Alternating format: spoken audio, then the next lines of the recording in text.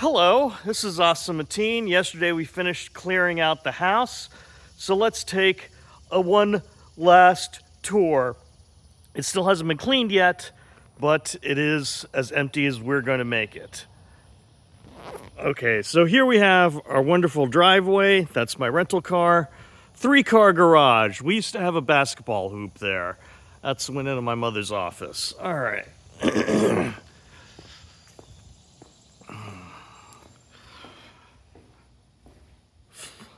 This was always loaded up with junk. Third stall. We only used the first two. Entered the house through the side garage almost always. This was the family room. Family room with a closet because it used to be the laundry room, but my parents were like, why would we want the laundry to be the first thing we see when we enter the house? And also it's right next to the kitchen. This bar we used to occasionally eat dinner at. I think those lights were added later. All the ceiling fans were added later. The completely remodeled kitchen, which they waited till all their kids were out of the house to remodel. Stuff being left behind for the renters. This was so modern and new and groovy in 1990. It was done between January and May of 1990, my first semester of college. Tile was all new. Instead of gas, we had electric. There was carpet in here, which was disgusting. Okay. The foyer. Front door. Ugly chandeliers.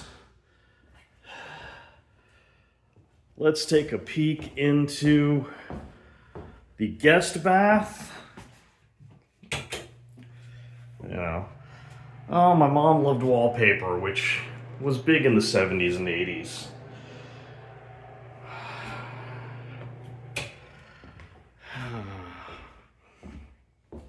All right, this was the library. I thought this was going to be our family room when we moved here, where we'd put the TV. But no, it became where we entertained guests.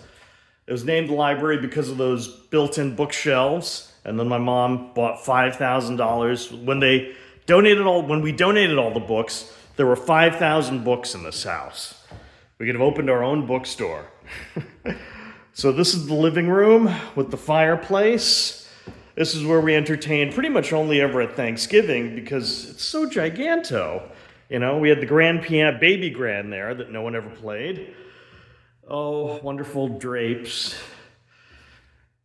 Oh, and my mom had along this thing a whole series of plants, like a little jungle. There's a very nice armoire in that corner.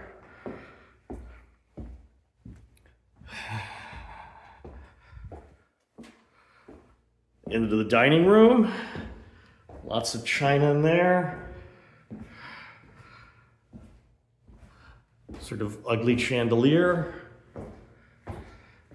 Doorway back to the kitchen, the bar that we never used because my parents don't drink.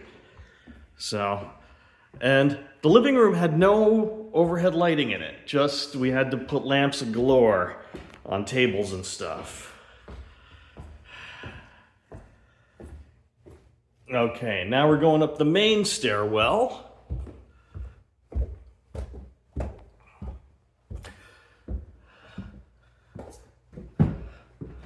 I guess this was the upstairs foyer, and pretty much the entire upstairs is hardwood floors. Let's go around from the stairwell directly into my parents' bedroom.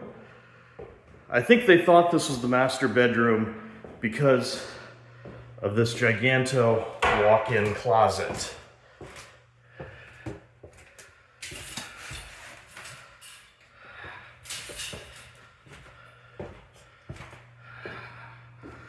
But the thing about this bathroom is, okay, it's a U-shaped bathroom, and I think they maybe thought it was the master because, hey, the sink is somewhat separated from the toilet and the shower.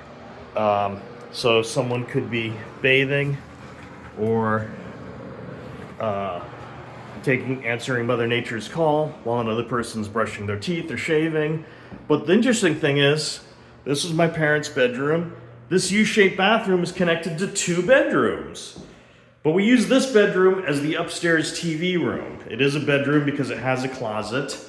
We had a chaise lounge, a day bed, that little vent I used to heat my feet by, and a TV in the corner. This is back when TVs were like 18 to 27 inches. But this was my sister's bedroom. And this is all stuff the renters asked us to leave behind. We're not selling the house yet. We're renting it out so we can inherit it and not pay tax on it. But this bedroom is roughly the same dimensions as my parents', but it has its own bathroom, not connected to a second bedroom. And it has his and hers dual sinks, which makes me think this was originally intended as sort of like the master, and that the other one is sort of like a secondary master. So, linen closet, another mirror we're leaving behind. All the lamp bulbs in the hallway are out. My brother's room at first, then I took it over when he went away to college in the 8th grade.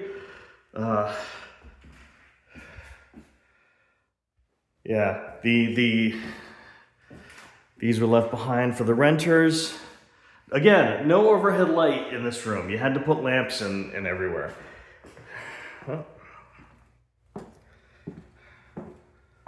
Linen closet for this bathroom, which was my brother and my bathroom, where we brushed our teeth and all that jazz. I always like this wood crown molding. I think my dad put that in at some point later. This was originally my bedroom for the first 4 years. The smallest of the bedrooms. And then when my brother went out to college, I took the larger bedroom. And originally, this was Mary Elizabeth Laughlin's bedroom. She claimed it with a label maker, and that label is still here over 45 years later. At least 45 years, because that's when we moved in. That label could have been made as early as 1960. Okay, this door would get closed when my mother was seeing patients in the house. So it helped cordon off the house from the office area. People would ring the bell on the garage of the door. There was also, here, let me show you, going down the back stairwell now. There was here, on the other side of this doorway, a wood slatted door that was on rails that could slide open and close, and it would fold in half as it got to here. So we'd close that, close the door above. People could immediately come up the stairs, not really see any of the house. We'd keep this door closed to the guest bedroom. Guest bedroom because it has no closet space, but we had a couple dressers here. We called this Nani's room because it was theoretically where my grandmother would stay, but she almost never stayed with us. Because no one wanted her, or my mom didn't want her. And then my brother started sleeping here when he would come back to visit from college. This, I assume, was a storage room. No windows, no lights, no closets, some built-in bookshelves. This became my mother's waiting room.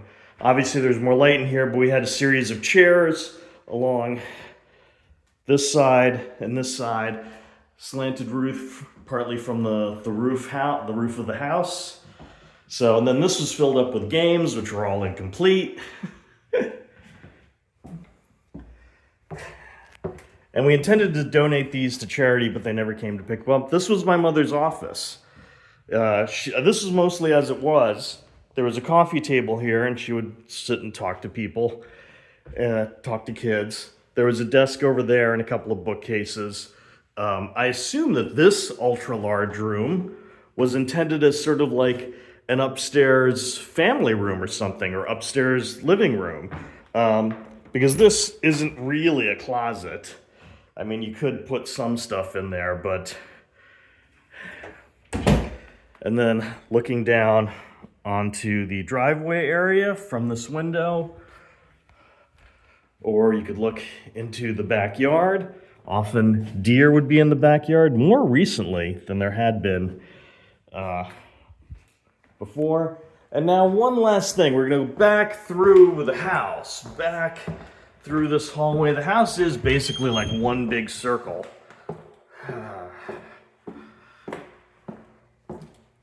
Back into the upstairs foyer. And all the ceiling fans my dad put in like the 90s. And then we're going up the stairs now into the third floor of the house, the attic, which started off pretty bad and became progressively worse and worse and worse as time went by. The eaves are still filled with boxes of my dad's paper because my dad was a hoarder. I used to say, well, he's kind of like a hoarder. He's a pack rat. No, he was just a straight hoarder. This is all our shit that we've saved. Persian carpets, family art, mom's clothes. So they said we can leave the bookcases because, they're unobtrusive. We should get rid of all these nasty carpets eventually, or the renters will. Up here was my man cave in high school and then again a little bit in college. Yeah. So this creates a little bit of a separation here, which is cool. But yeah, nice, big, large space, which there were headboards and, electric fireplaces and just junk upon junk upon junk that my parents saved. I'm not even sure why these tarps are still up. They don't need to be, but we'll leave them up. The renters can take them down if they want. They indicated that they weren't going to use this room. And that's kind of good because they have rambunctious kids, 3 sons. And I don't want them messing with any of our personal stuff and potentially damaging it. So that is this house with no furniture in it. The first time it's looked like this since 1980, 45 years. I lived here 9 years. My mom lived here about 43, 44 years. Thank you very much for indulging me for all this time. Signing off.